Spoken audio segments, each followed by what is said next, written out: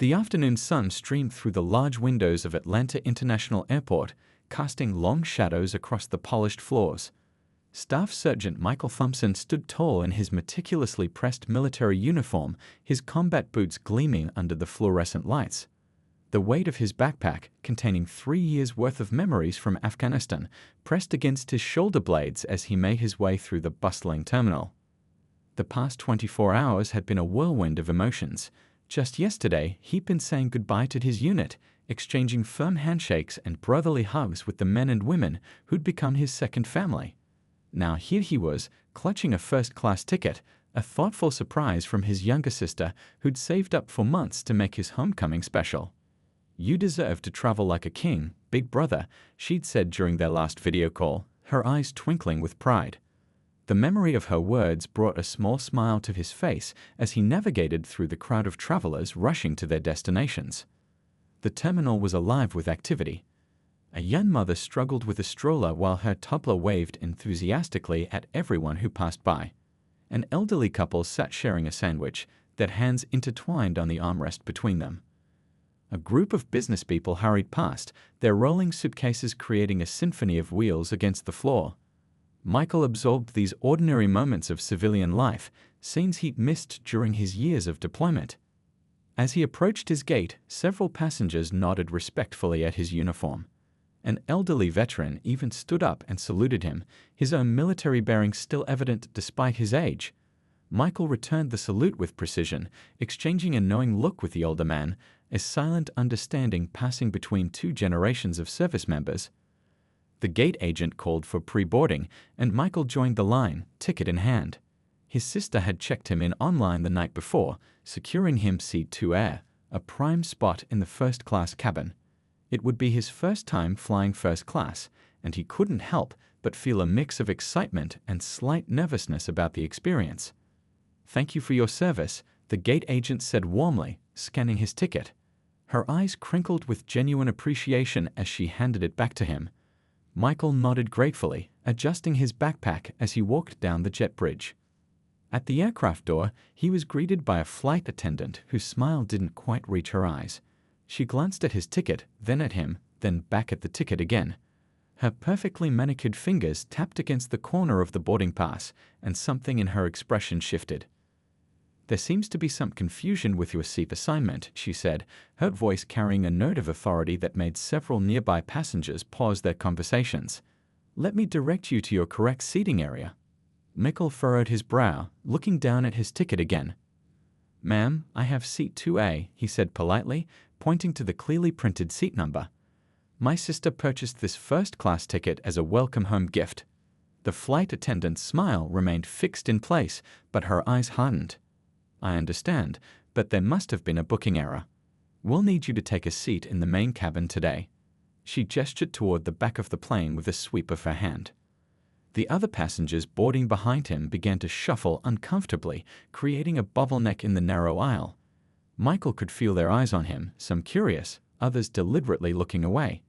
His chest tightened with a familiar tension, one he hadn't expected to face so soon after returning home. Through the first-class cabin windows, he could see several empty seats, their leather surfaces unmarked by passengers or personal belongings. 3 years of military discipline held his emotions in check, but his jaw clenched involuntarily. This wasn't about a booking error. He'd faced this kind of confusion before. A businessman sitting in first class looked up from his laptop, his fingers pausing over the keyboard as he watched the scene unfold. In row 3, a woman in a crisp blazer set down her phone, her expression changing from distraction to focused attention. The air in the cabin grew thick with unspoken tension. Michael stood straight, his military bearing more pronounced than ever, as he prepared to address the situation with the same dignity and professionalism that had earned him his service stripes. But beneath his composed exterior, a storm of emotions churned, disappointment, frustration, and a deep, weary sadness that such moments still existed in the country he'd risked his life to serve. Little did he know that among the seemingly indifferent faces around him, someone was watching very carefully, someone whose presence would turn this all-too-familiar scene of discrimination into something entirely unexpected. The next few minutes would not only change the course of his journey, but would ripple out to affect countless others in ways he couldn't yet imagine. The American flag patch on his shoulder caught the cabin lights as he stood at this crossroads, a silent testament to his service to a nation still wrestling with its promises of equality and justice for all. In this moment, suspended between his rights and the familiar pressure to acquiesce, Staff Sergeant Michael Thompson was about to become part of a story much bigger than a disputed airline seat, a story that would soon capture the nation's attention and conscience. The flight attendant's words hung in the air like heavy storm clouds. Staff Sergeant Thompson took a deep breath, the same way he'd taught his junior officers to do before addressing challenging situations. His sister's voice echoed in his mind, her excitement about booking him this special seat, the extra hours she'd worked at the hospital to afford it. He couldn't let her down without at least trying to understand what was happening. "Ma'am," he said, his voice steady and respectful, "I have a valid first-class ticket that my sister purchased weeks ago. Could you please explain the exact nature of the booking error?" He pulled out his phone, showing her the confirmation email with all the booking details. The flight attendant's perfectly maintained smile tightened at the corners. She glanced around the cabin, where other first-class passengers were settling into their seats. A businessman in an expensive suit spread out his newspaper, deliberately avoiding eye contact. A woman in designer clothes busied herself with her makeup mirror, though her eyes kept darting toward the growing tension at the front of the plane. "I understand your confusion," the flight attendant replied, her voice dropping to a whisper that somehow felt more dismissive than helpful. "But there are certain protocols we need to follow. The computer system sometimes makes mistakes with seat assignments." She gestured again toward the back of the plane, more insistently this time. Behind Thompson, the line of waiting passengers grew longer. A child asked his mother in a loud whisper, "Why can't the soldier sit in his seat?" The mother quickly shushed him, but the innocent question seemed to echo through the cabin, making several passengers shift uncomfortably in their seats. Thompson noticed 3 empty first-class seats, their leather surfaces pristine and untouched. He'd faced combat situations that made his heart race less than this moment. It wasn't fear he felt, it was a deep, exhausting familiarity with what was unfolding. "I've checked the system myself," he explained, maintaining his composure. "My seat was confirmed last night during online check-in. If there's been a mistake, I'd appreciate seeing it in writing." His training had taught him to document everything, to stay professional even when others didn't extend the same courtesy. The flight attendant's expression hardened. "Sir, if you continue to delay boarding, I'll need to call the flight supervisor." Her hand moved toward the phone at her station, a subtle threat wrapped in protocol. A soft murmur rippled through the cabin. A young woman in business attire stopped typing on her laptop, her fingers hovering over the keys as she watched the scene unfold. An elderly couple exchanged knowing glances, the woman squeezing her husband's hand. Thompson stood straighter, if that was even possible. "Please do call the supervisor," he said quietly. "I'd like to understand why my valid ticket is being questioned." His combat boots felt heavy on the cabin floor, grounding him in this moment that shouldn't be happening but was. As the flight attendant reached for the phone, Thompson caught a reflection in the window, his own face, composed but tired, the face of a man who'd served his country with honor only to face this kind of treatment at home. Behind him, more passengers were coming to a stop, creating a growing audience to this unfair theater.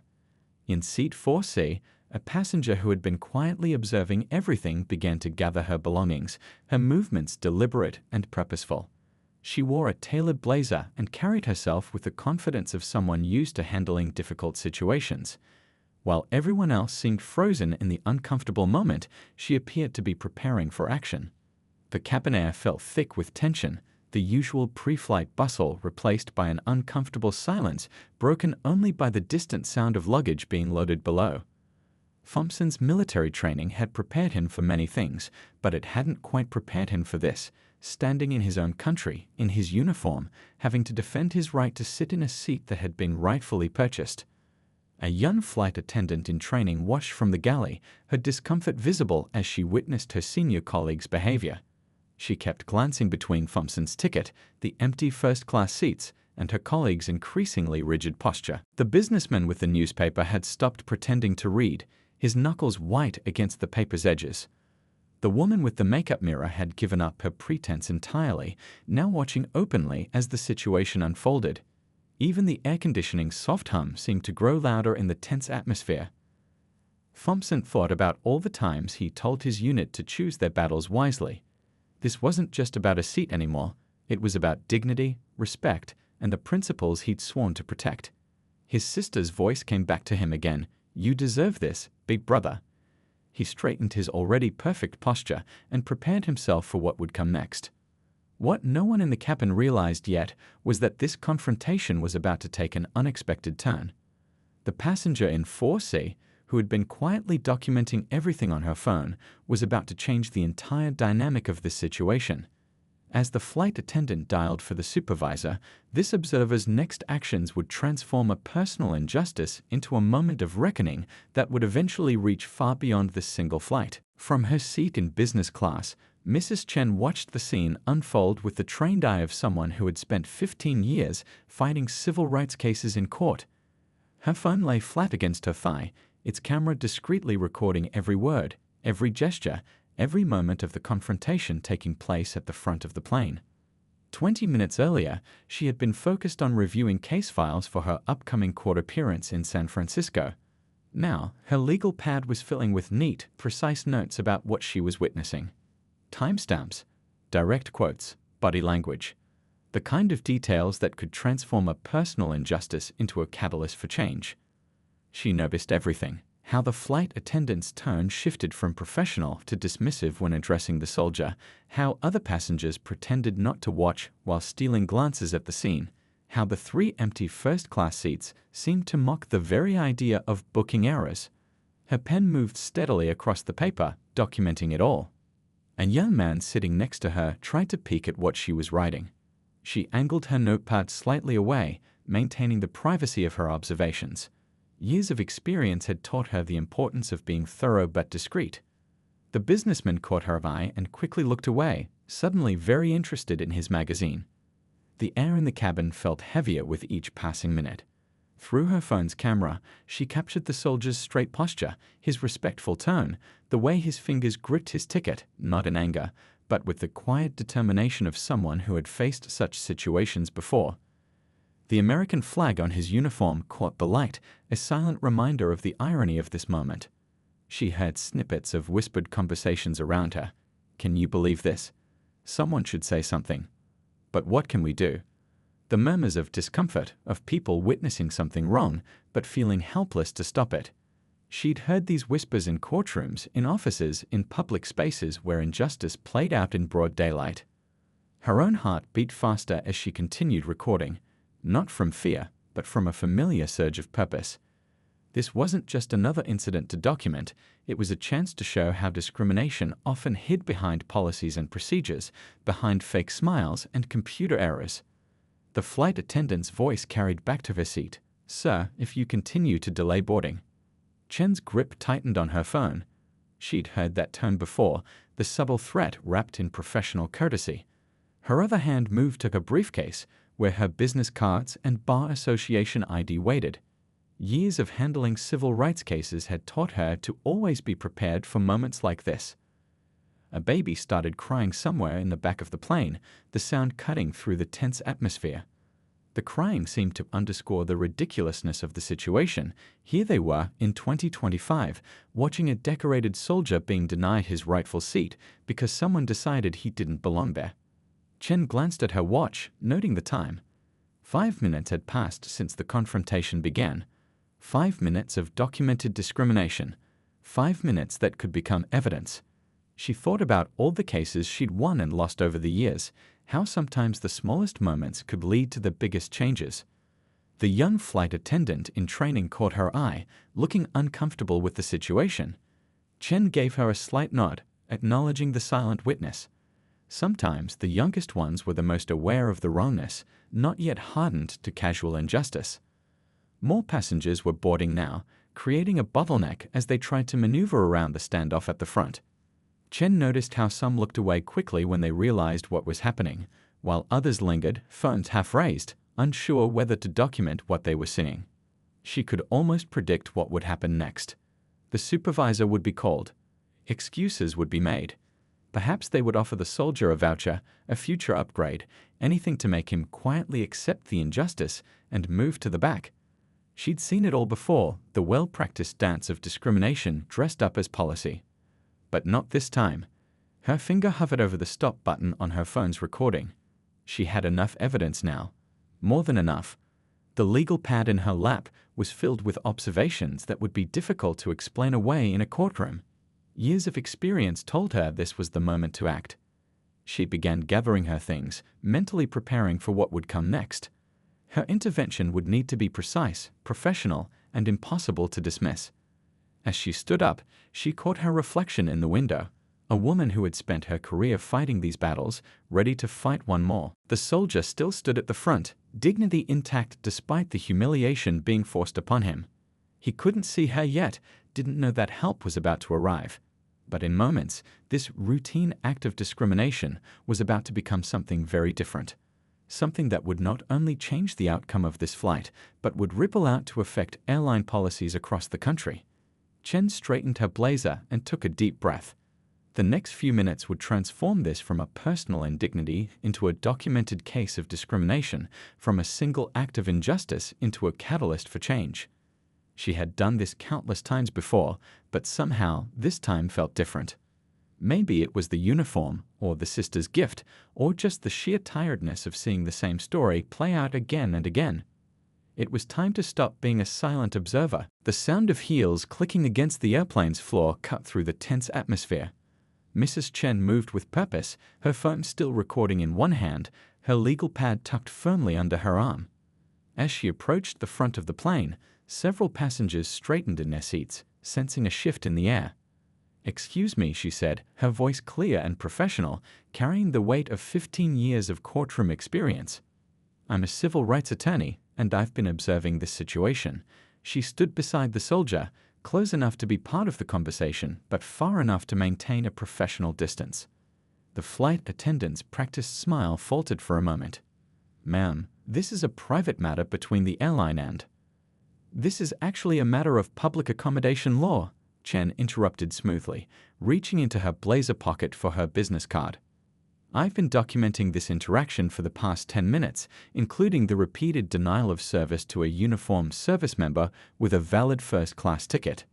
The cabin grew so quiet you could hear the distant rumble of planes taking off on other runways. The businessman who had been pretending to read his newspaper finally set it down completely. The woman with the makeup mirror snapped it shut, all pretense abandoned.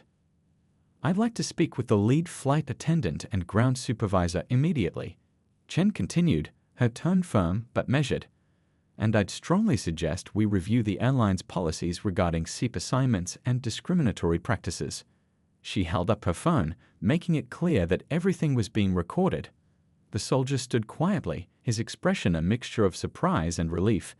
He hadn't expected an ally to emerge from the crowd of uncomfortable onlookers.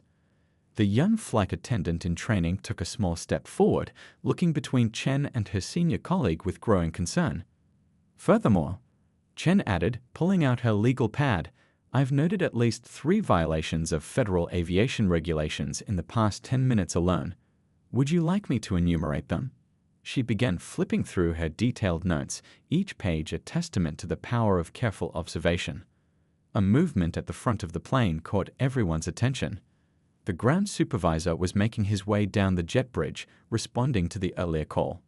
He wore a crisp uniform and a look of concern, clearly aware that this situation had escalated beyond a simple seating dispute. "I understand we have a situation here," the supervisor asked, his eyes taking in the scene. The soldier still standing with his ticket, the attorney with her documentation, the flight attendant's increasingly uncomfortable stance, and the cabin full of watchful passengers. Chen stepped forward. "Yes, we do. I'd like to discuss why this serviceman is being denied his rightfully purchased first-class seat, despite clear documentation of payment and confirmation." She held out both the business card and a printed copy of relevant federal regulations she always kept in her briefcase. The supervisor's professional demeanor shifted slightly as he realized the seriousness of the situation. "Let me review the ticket and booking information," he said, reaching for his tablet. His fingers moved quickly across the screen, pulling up the flight manifest. As he worked, Chen continued in a lower voice, "I should mention that I've documented similar incidents across 3 major airlines in the past year. Cases like these often attract media attention, especially when they involve discrimination against service members." The words weren't spoken as a threat, but as a simple statement of fact. The soldier remained quiet but alert, his military bearing unchanged. His silence spoke volumes about the dignity with which he handled the entire situation. A young girl in the third row watched him with undisguised admiration, perhaps seeing for the first time what it meant to stand up for one's rights with grace under pressure. The supervisor's tablet chimed softly. "I see no irregularities with this ticket," he announced, looking directly at the flight attendant. The seat was properly booked and paid for. He turned to the soldier.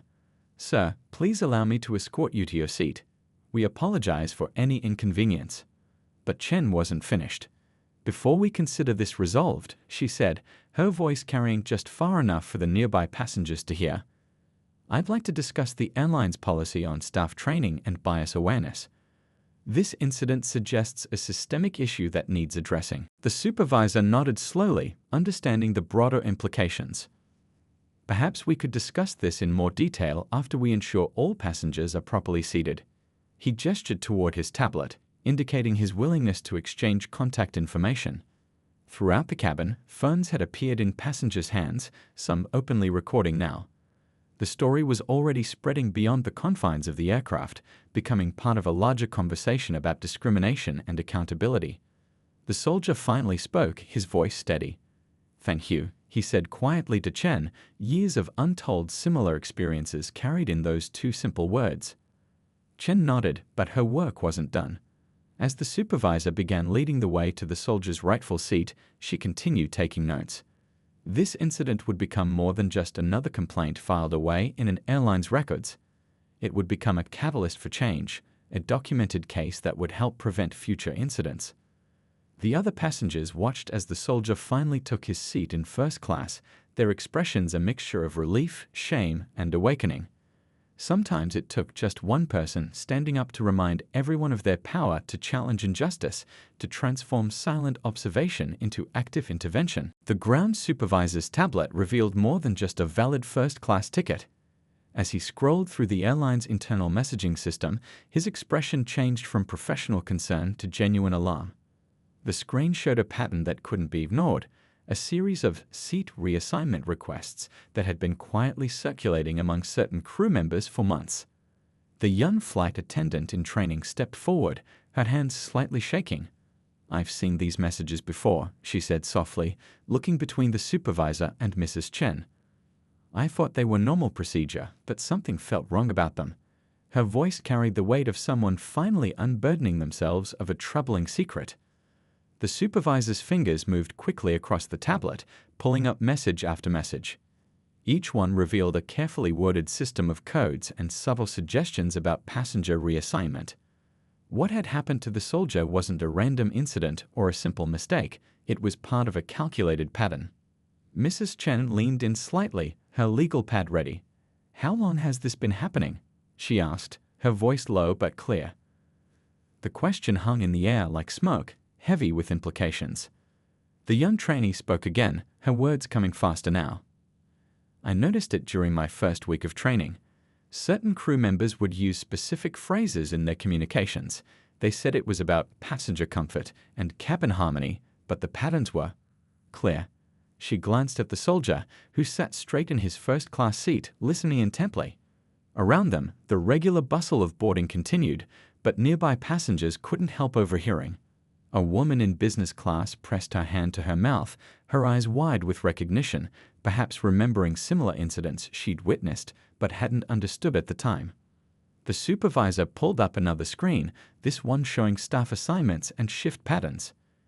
"These messages seem to originate from a specific group of senior crew members," he said, his professional demeanor cracking slightly to reveal genuine distress.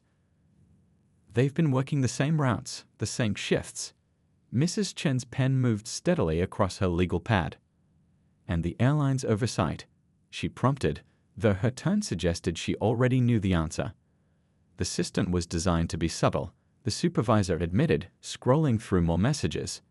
Everything was worded carefully, nothing explicitly discriminatory, just suggestions about passenger redistribution and cabin balance. The words tasted bitter in his mouth. The soldier spoke up for the first time since taking his seat. "How many others?" he asked simply. The question carried the weight of countless similar experiences, not just his own but those of others who might have quietly accepted their reassignment without protest. The supervisor's tablet chimed with new information. "The data shows a pattern over the past 8 months. Dozens of cases, possibly hundreds."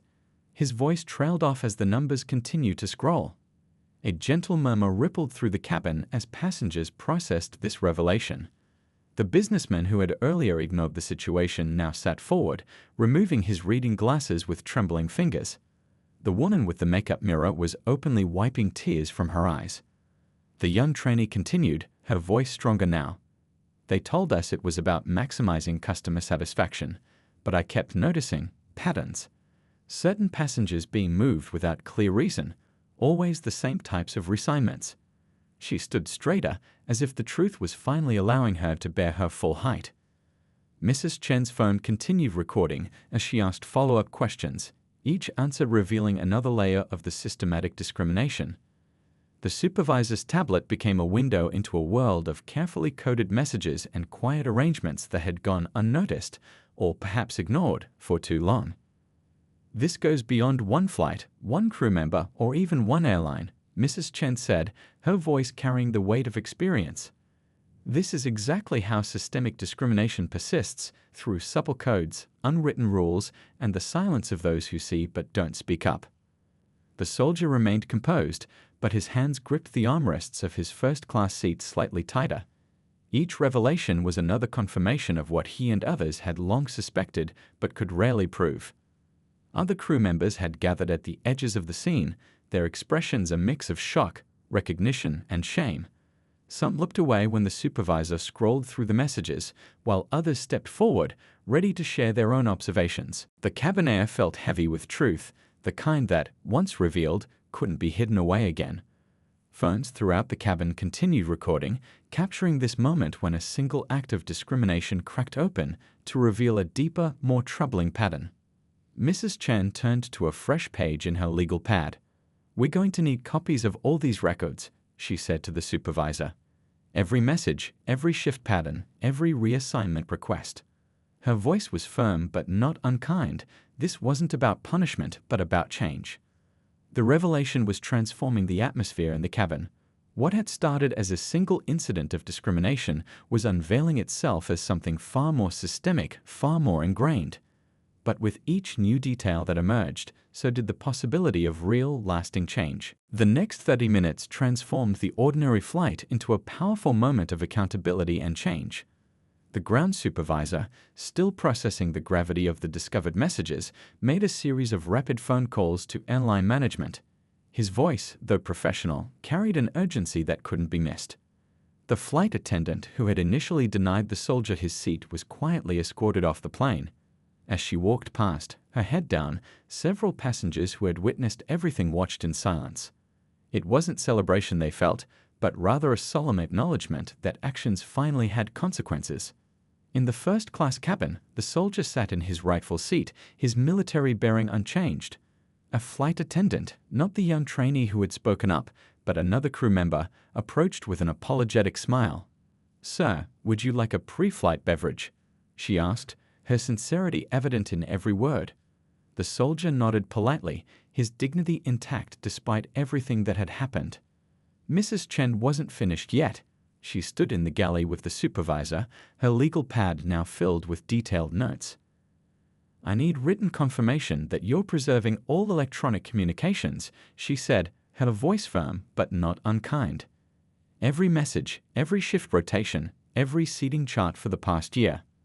The supervisor nodded, his fingers moving swiftly across his tablet. "I'm implementing an immediate freeze on all relevant records," he confirmed, "and I've notified our legal department." He paused, looking at the messages again. "I can't believe this was happening under our noses."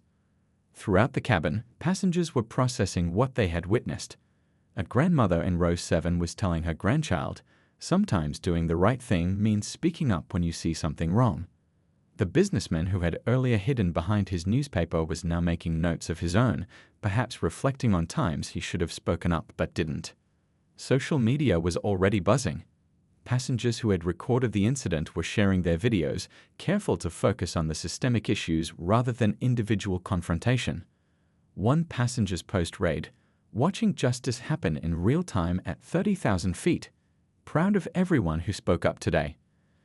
The young trainee who had revealed the messaging system stood straighter now, as if a weight had been lifted from her shoulders. Other crew members gathered around her supportively, some sharing their own stories of discomfort with practices they'd observed, but felt powerless to challenge. "We'll need to implement immediate changes to our seating protocols," the supervisor said, addressing his crew. "Every seat assignment will be documented and reviewed. No more unofficial redistributions." The word tasted bitter in his mouth, but facing the truth was the first step toward change. Mrs. Chen moved through the cabin, collecting contact information from witnesses willing to provide statements. Many passengers eagerly offered their observations, some sharing similar experiences from other flights, other airlines. What had started as one incident was becoming a catalyst for broader change. A girl, maybe 12 years old, watched everything with wide eyes. "Mom," she whispered loudly enough for nearby passengers to hear, "is this how things get better? When people stand up for what's right?" Her mother squeezed her hand, nodding with tears in her eyes. The airline's corporate office was now fully engaged. The supervisor's tablet chimed continuously with incoming messages from management. Words like immediate investigation and policy review flashed across his screen. The machinery of corporate accountability, once set in motion, couldn't be easily stopped. In his first-class seat, the soldier pulled out his phone, thumbs typing quickly. "Sis," he wrote, "you won't believe what happened with that ticket you bought me." He paused, considering his words carefully. This wasn't just about him anymore. It was about everyone who had ever faced similar treatment but lacked an advocate in their corner. The other first-class passengers, who had witnessed everything from the beginning, now showed a different kind of awareness. Gone were the averted eyes and uncomfortable silence. Instead, there were nods of acknowledgement, small gestures of respect toward the soldier, and appreciative glances toward Mrs. Chen. The young trainee approached the soldier's seat. "Sir," she said softly, "thank you for standing your ground. It helped me find the courage to speak up too." The soldier nodded, understanding the ripple effect of one person's dignity encouraging others to find their voice. As the final passengers boarded, there was a palpable shift in the aircraft's atmosphere. What had started as an attempt to deny one man his rightful seat had evolved into a moment of collective awakening. The cabin crew moved with new awareness, that interactions with passengers marked by genuine respect rather than rehearsed courtesy. Mrs. Chen finally took her seat, but not before ensuring every piece of evidence was properly documented. Her phone contained recordings, her legal pad held detailed notes, and her briefcase carried the business cards of witnesses willing to testify if needed. Sometimes, she knew, real change started with one person refusing to move to the back of the plane. 3 weeks after the flight, the story had taken on a life of its own. What began as smartphone videos shared by passengers had evolved into a national conversation about discrimination in the airline industry. Morning news shows played clips from the incident, social media buzzed with similar stories, and airline executives faced tough questions about their policies. The soldier sat in his sister's small apartment, watching yet another news segment about the incident. His sister perched on the armrest beside him, still amazed that her simple gift of a first-class ticket had sparked such widespread change. "I just wanted you to have a comfortable flight home," she said softly, squeezing his shoulder. "I never imagined it would turn into all this." She gestured at the TV, where aviation experts were discussing new industry-wide procedures for seat assignments and anti-bias training. Their phones buzzed constantly with messages from other service members sharing similar experiences. Some had stayed quiet, others had complained but weren't heard. Now they all had a voice. The soldier read each message carefully, responding with encouragement and support. Meanwhile, in her law office overlooking the city, Mrs. Chen sorted through hundreds of emails. Former passengers, flight attendants, and airline employees had come forward with their own stories. Her legal pad from that day had become the foundation for a class action lawsuit that would reshape airline policies across the country. The young flight attendant trainee who spoke up had become an unexpected hero in her own right. Airlines were now inviting her to speak at training sessions about the importance of recognizing and challenging discriminatory practices. Her quiet courage had inspired other employees to report concerning behavior they'd previously ignored. The airline's response had been swift and comprehensive. New training programs were implemented, focusing on unconscious bias and cultural sensitivity. The messaging system was completely overhauled, with every seating change now requiring detailed documentation and review. The unofficial practices that had allowed discrimination to flourish were exposed and dismantled. In break rooms and crew lounges across the country, flight attendants gathered to discuss the changes. Remember when we used to get those coded messages about passenger redistribution? One would say, shaking their head at how they'd accepted such practices without question. The conversations were sometimes uncomfortable, but necessary for real change. Social media continued to play a crucial role. The hashtag #RightfulSeat had gone viral, with people sharing their own experiences of discrimination in various settings, not just on planes, but in restaurants, hotels, and other public spaces. Each story added to the growing demand for accountability and change. The grandmother who had explained the situation to her grandchild on the flight became an unexpected voice in the movement. Her video interview, where she talked about teaching children to recognize and stand up against injustice, had resonated with parents nationwide. "Sometimes the best lessons happen when we least expect them," she said, her words touching hearts across generations. Corporate policies began to shift. Other airlines, watching the situation unfold, rushed to review their own practices. Industry-wide standards were proposed to prevent similar incidents. The ripple effect touched not just airlines, but other service industries as well. The businessman who had hidden behind his newspaper that day wrote a powerful opinion piece for a major newspaper. "I was complicit in my silence," he admitted. "How many times had I witnessed similar situations and looked away? Never again." His words struck a chord with others who recognized their own past inaction. Mrs. Chen's law firm established a hotline for reporting similar incidents. The volume of calls revealed how common such discrimination had been, and how many people had previously felt powerless to challenge it. Each call strengthened their case for systematic change. Back in his sister's apartment, the soldier read another message from a fellow service member. This one was different. It described a recent flight where airline staff had immediately addressed a passenger's attempt to discriminate against another traveler. The new policies were already making a difference. The young girl who had asked her mother if this was how things get better had written a school essay about the incident. Her teacher shared it, with permission, on social media, where it reached hundreds of thousands of people. "Change happens when ordinary people decide to do extraordinary things," she wrote, had a young voice carrying wisdom beyond her years. Training programs at airlines now included a case study of the incident, not to shame but to educate. The focus was on how small actions and silent compliance could enable discrimination, and how speaking up could create positive change. The young trainee's decision to come forward became an example of moral courage.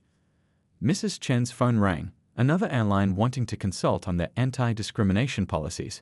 She smiled, thinking back to that day on the plane. Sometimes the biggest changes started with one person simply standing up for what was right. As she reached for her legal pad to take notes, she knew that while this case would eventually end, its impact would continue to ripple through time, changing lives in ways they might never fully know.